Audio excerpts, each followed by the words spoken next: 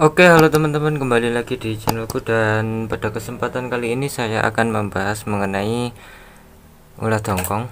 Jadi yang kita bahas kali ini adalah bagaimana cara membedakan ulat hongkong yang akan menjadi kepompong dengan ulat hongkong yang mungkin masih lama ya menjadi kepompongnya.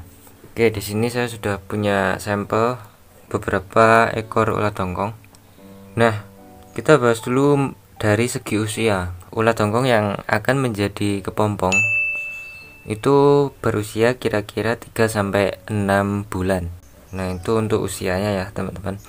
Kemudian dari ukuran, ulat hongkong yang akan menjadi kepompong itu berukuran kurang lebih 15 mili atau kira-kira ya 1,5 sentian lah. 1,5 cm itu sudah bisa menjadi, atau biasanya sudah akan menjadi kepompong.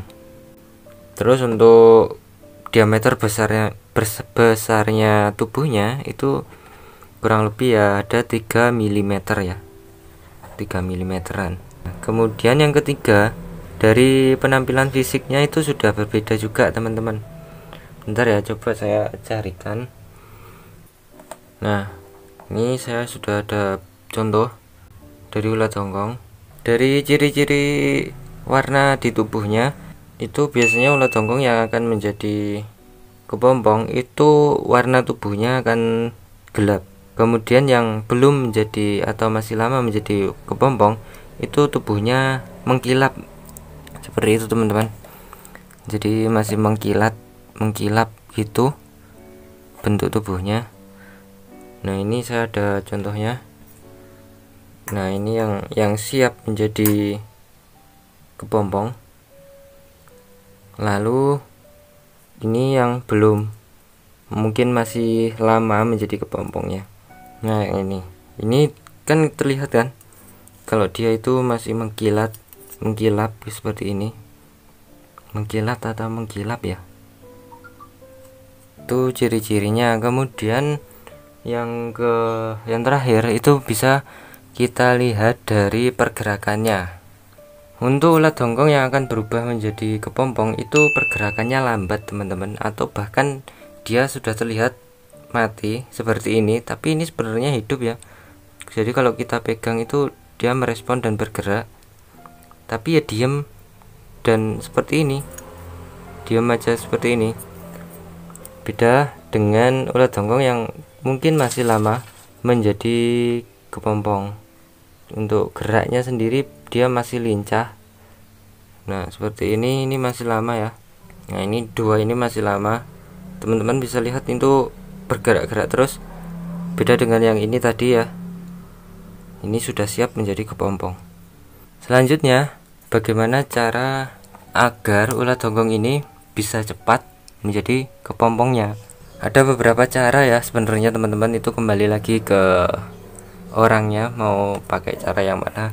Nah, cara yang pertama yaitu siapkan wadah seperti ini, wadah cup ya, cup apa aja, bekas minuman, tapi saya lebih merekomendasikan teman-teman pakai bekas agar-agar seperti ini.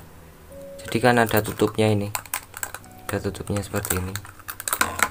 Nah, untuk caranya teman-teman bisa sortir seperti ciri-ciri yang saya sebutkan seperti yang tadi. Coba ya, ini saya anggap dia punya ciri-ciri yang menunjukkan bahwa dia akan menjadi kepompong. Bentar ya, teman-teman. Nah, seperti ini ada ciri-ciri dia mau jadi kepompong. Saya pisahkan dan saya masukkan ke cupnya, ke wadahnya. Untuk satu lubang ini satu saja ya, teman-teman.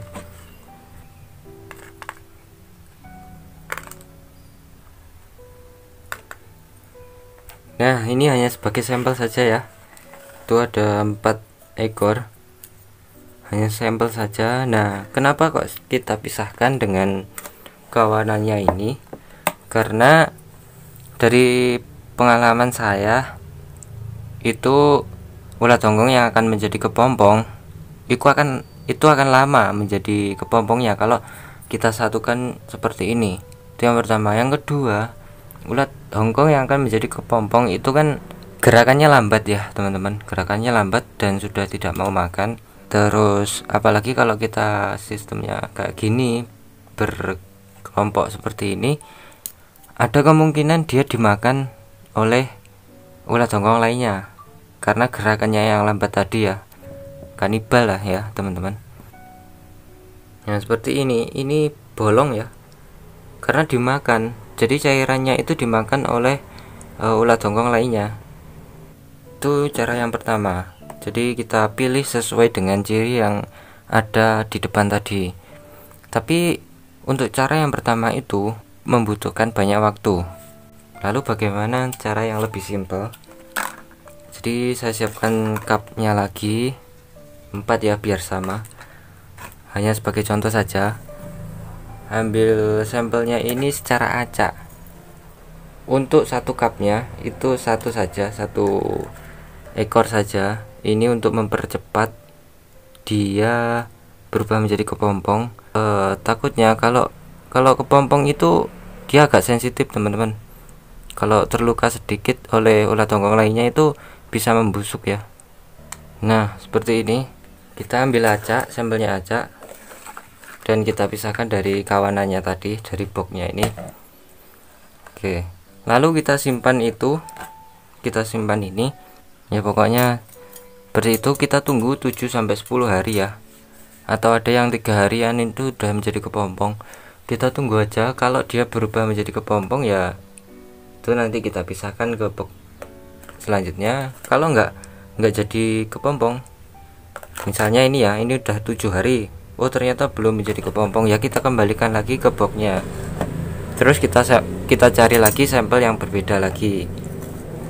Nah itu lebih menghemat waktu.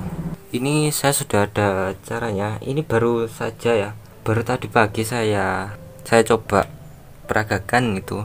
Dan ini teman-teman bisa lihat, ini sudah ada yang menjadi kepompong. Ini kepompong ya. Terus ini kulitnya, cuma saya pisahkan ini sesuai dengan ciri-ciri yang saya sebutkan di atas. Jadi bentuk tubuhnya seperti ini nggak mati ya, tapi dia nggak bergerak karena akan berubah menjadi kepompong biasanya seperti ini. Kalau dia sudah menjadi kepompong seperti itu, kita siapkan box berbeda. Jadi jangan dimasukkan ke box yang ada ulat jonggongnya tadi. Nah seperti ini boxnya. Ini saya tulisi tanggalnya agar umurnya sama ya teman-teman, biar nanti panennya sama, kemudian umur anakannya juga sama. Untuk kepompong sendiri dia tidak butuh makan ya teman-teman. Jadi ketika dia pada fase ini mereka tidak butuh makanan. Kurang lebihnya seperti ini. Itu baru berapa itu, 7 ekor yang sudah berubah menjadi kepompong. Nah ini saya tulis tanggal 10. Kemungkinan nanti dia akan berubah menjadi kumbang itu kira-kira 10 hari ke depan, atau mungkin 1 mingguan lah ya. Oke teman-teman, mungkin cukup sekian ya video dari saya. Silahkan teman-teman cari informasi yang lebih detail, yang lebih banyak lagi dari masternya gitu ya, karena saya sendiri juga masih mencoba ini teman-teman. Dan ya terima kasih.